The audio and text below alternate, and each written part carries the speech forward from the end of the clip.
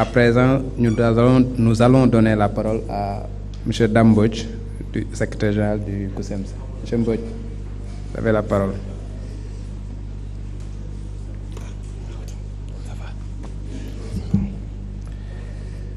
Bonjour tout le monde, je ne m'attendais même pas à prendre la parole.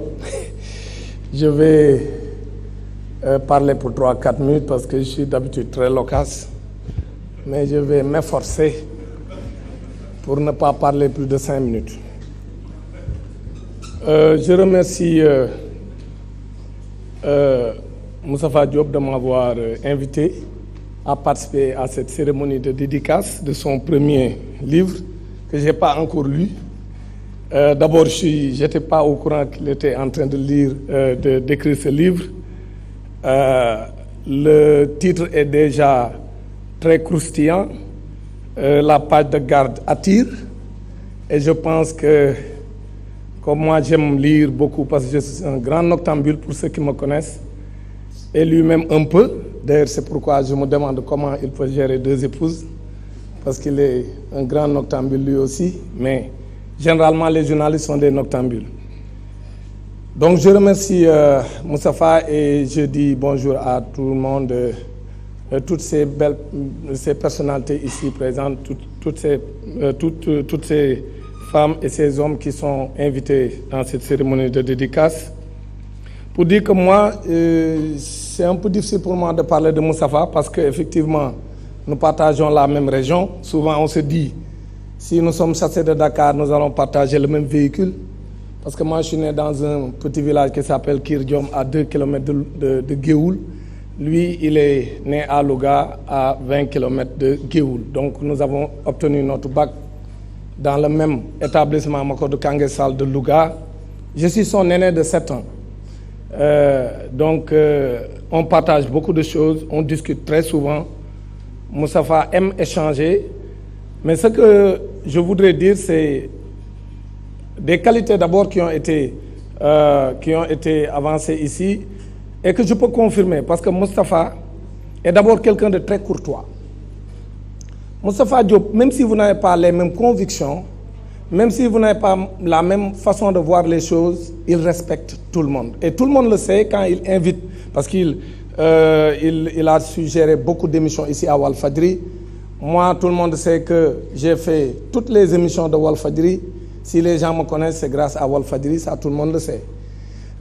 Mais Moustapha aime équilibrer ses émissions. Même la dernière émission qu'on a eue vendredi dernier, il était très gêné au démarrage de l'émission et il a dit que ce n'était pas équilibré parce qu'un invité donc, de la mouvance présidentielle, il s'est absenté et jusqu'à la dernière minute, il était au téléphone, accroché au téléphone pour l'appeler pour qu'il vienne à l'émission. Parce qu'il voulait équilibrer. Donc ça, c'est une vertu. Parce que le journalisme, c'est l'équilibre. Il faut savoir équilibrer et Moustapha respecte ses invités et cherche toujours à équilibrer. Il respecte ses invités également dans ses émissions. Et c'est quelqu'un que moi je respecte beaucoup pour sa constance. Parce que ce n'est pas facile de travailler pour Walfadjri. Tout le monde sait que la valeur intrinsèque de Moustapha Diop, mais peut lui valoir vraiment dans le mercato médiatique, qu'il puisse monnayer vraiment son talent et aller ailleurs. Parce que Walfadjri, tout le monde sait que c'est un journal parfois c'est un groupe parfois asphyxié. Nous le savons tous, des signaux coupés, il est revenu sur ça dans le livre. Mais ça veut dire que Walfadjri, un journaliste qui peut faire carrière à Walfadjri, ça veut dire que c'est un journaliste quand même qui incarne des valeurs. C'est ça aussi la vérité. Parce que nous avons vu, ils ont traversé tous les régimes. Walfadjri est resté la voix des sans-voix. Malgré tout ce qu'on dit, Walfadjri, parce que moi, si je dis que même ceux qui ont dirigé le régime après, ils ont utilisé Walfadjri pour avoir une certaine visibilité, que ça soit le régime libéral de Wade, que ça soit le régime de Macky Sall. Et tous ceux qui sont passés par Walfadjri, mais quand ils sont au pouvoir, on les voit maîtriser Walfadjri. Donc ça veut dire que Walfadjri n'a pas changé. Qui a changé encore? Donc moi je pense que celui qui a changé, c'est celui qui, quand il était dans l'opposition, était très à l'aise à Walfadjri, venait faire des émissions à Walfadjri, mais quand il est au pouvoir, il cherche à asphyxier ou à tuer Walfadjri. Donc Walfadjri, vraiment, mes félicitations, parce que vous êtes resté vraiment constant. Les journalistes qui sont restés à Walfadjri également sont des journalistes qui sont restés constants. Le peuple vous adore. Nous avons vu beaucoup de choses dans ce pays, mais à chaque fois que les régimes, les différents régimes ont essayé à tuer Walfadjri, c'est le peuple qui s'est érigé en sentinelle. Donc ça, c'est important. Donc Moustapha, vous y avez joué un rôle important. Vous avez fait toutes les classes de Walfadjri jusqu'à devenir donc directeur ici à Walfadjri. Vous le méritez amplement. C'est pourquoi, si vous écrivez ce livre, et vous êtes devenu sur beaucoup d'éléments très intéressants, moi je pense que je recommanderai ce livre à tout le monde. Et moi, je vais tout faire pour lire ce livre.